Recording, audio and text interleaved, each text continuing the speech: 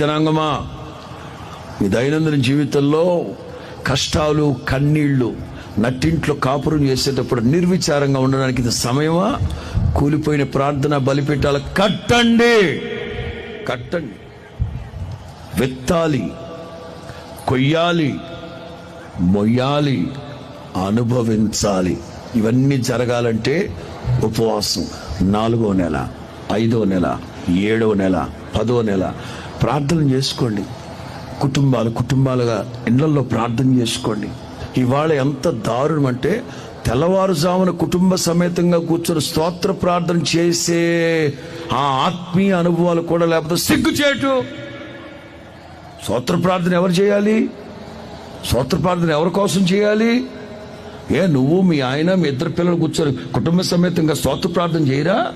మీ కుటుంబాల్లో మీరు చేసుకోరా ప్రార్థనలో?